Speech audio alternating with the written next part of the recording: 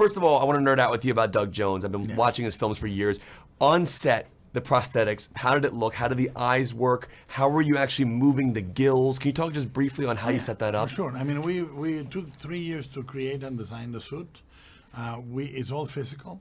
We have digital retouching for the blinking and micro gestures, but it's an invisible technique.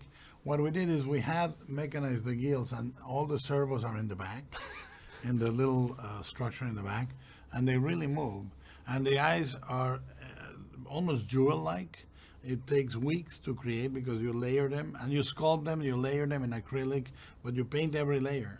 And you need to let it dry and cure because otherwise the layers separate. And you see them and it looks like a living opal. They have opalescence, they have blues, grays, film, they have iridescence. Magical. And don't you actually do creature vocals for Yes. some?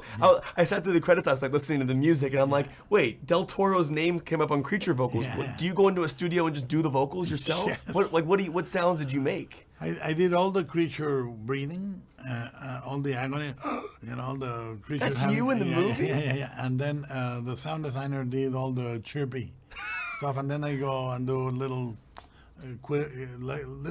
fish sounds. Yeah, that's so cool. Now I do that in every movie. I know. I've known that. It's funny because I didn't know that you specifically did those sounds specifically for Doug Jones's character here. Yeah. But can you talk about this dry for wet thing? I'm like blown away by the old school classic techniques you used here. This is a relatively small budget. It looks like $100 million film. Yeah, we did 19.5, and what we did is we knew that the opening scene is such an operatic theatrical scene. One shot, right? One shot.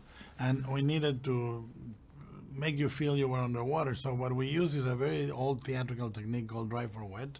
We fill the stage with smoke. We shoot at a high speed. We put everything on wires, actors, props, furniture, everything is on wires.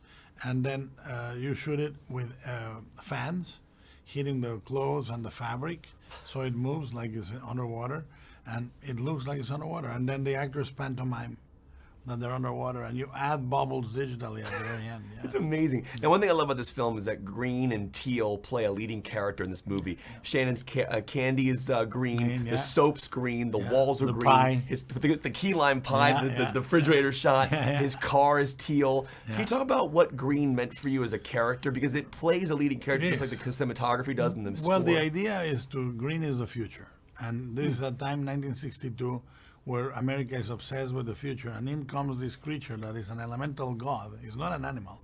It's an elemental god from a river that represents the most ancient, holy past for another culture, and is being tortured and studied and prodded by a character, particularly, that doesn't see it for the divine and beautiful thing it is.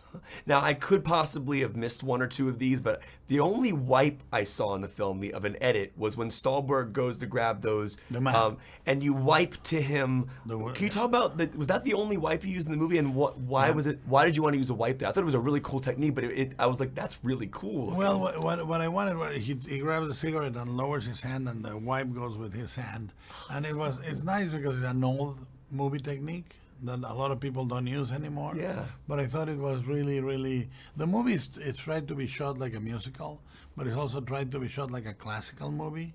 So we wanted the look to be luscious, lavish, colorful, and some of the transitions and some of the camera work reminds you of movies from the 40s, 50s.